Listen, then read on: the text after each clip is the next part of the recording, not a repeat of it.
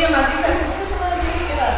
No, tía, no puedo, tengo que ir a de mi abuela. Una de tu abuelo, pero eso solo te va a llevar unas horas, venga. Tía, ¿qué me encanta?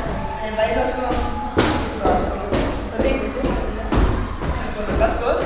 ¿Cómo que por qué digo eso? ¿Y tú por qué no dices eso? Porque mi madre es vasca, nunca me lo había dicho. Mira, cállate. ¿Y por qué no te has dicho?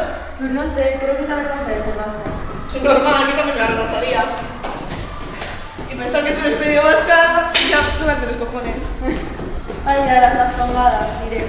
Qué vergüenza, ya me contarás el lunes, ten cuidado, que a ver si te van a meter una bomba. Bueno, Matilda, pásatelo como puedas, pero... Adiós, amiga. Adiós. Hala. ¡Suerte!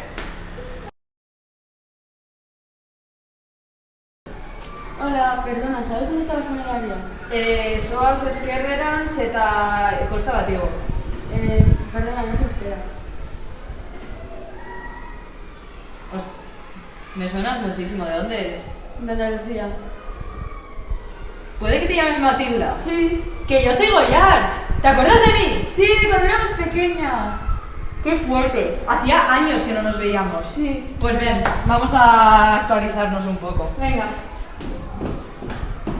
Bueno, pues la funeraria está tipo para la izquierda y así, pero ¿qué tal estás? Si quieres puedes venir con mis amigas y conmigo si estás sola. Y por cierto que en plan no te noto bien, estás un poco apagada. Ya, es que se muerto mi abuelo y demás, estamos todos con mucho. Ah, pues ven con nosotras y te ayudamos en lo que necesites. Vale, gracias.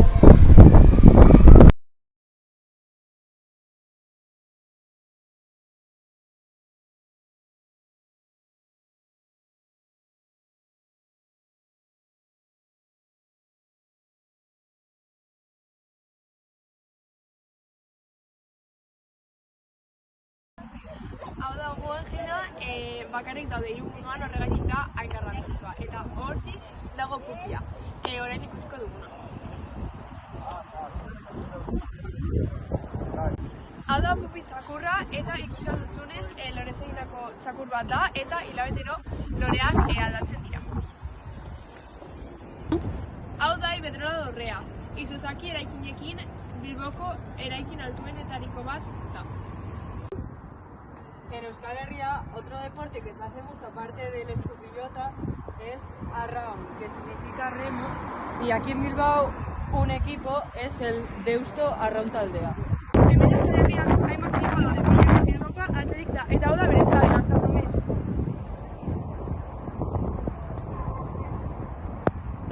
Matilda, azkar! Hau, Julen Agirrezabala da, atletiko bigarren porteroa.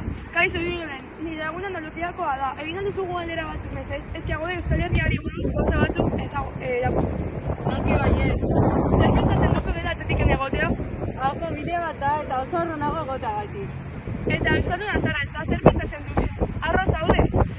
Bai, asko ni euskalduna naiz eta Euskadi maitatzen dut.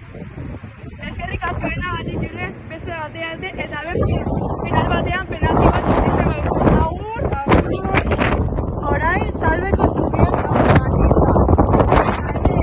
Bilboko ibai famatu bat dago eta hor zubi zuria. Begira, Matilda. Euskal Herriko mitologia apur bat gehiago ezagutzeko historia bat kontatuko dizut. Erreketan esaten zen neska altuak ile horiarekin eta ahatek hankeekin neska batzu zaudeten. Neska honek deitzen ziren lamiak. Kontatzen den historia bat da lamiak bere kantuekin mutilak hipnotizatzen zituztela.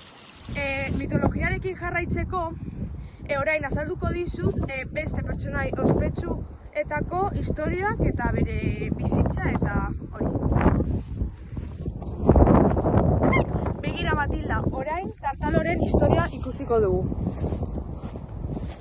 Tartalo, Kobasuretan bizitzen zen gigante bat zen indar askorekin eta kontatzen da mendietatik umeak galtzen zirenean Tartalok ume horiek hartzen zituela eta umeak ez ziren bueltatzen haien familietara.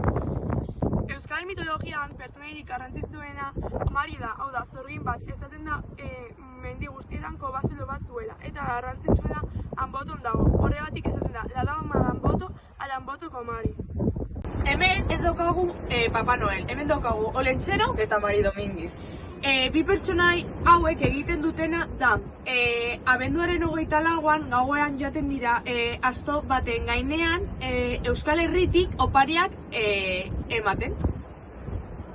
Eta Mari Domingi Olentzeroren emaztea da. Eta Olentzeroren laguntzaileak galtzagorriak dira, eta haiek Olentzero laguntzen dute opariak ematerakoan. Eta jaun, pertsona ospetsu bat da, eta batzuetan bizi zen, hartzainak laguntzen. Orain Matilda Zugarri buruz hitz egingo dizu. Zugar, Lurrazpian bizi den zuge erraldi bat da. Esaten da, Azkoitian dauden kobazuetatik ateratzen dela, eta Mariren bikotekidea dela. Orduan, ostiraletan elkartzen direnean, ekaitz eskualdeak sortzen dira esaten dira. Hemen Euskal Herrian euskaldunei asko gustatzen zaigu begira. Badakizu Matilda, hemen Euskal Herrian oso famatuak dira euskal dantzak begira. Hemen daukazu bideo bat.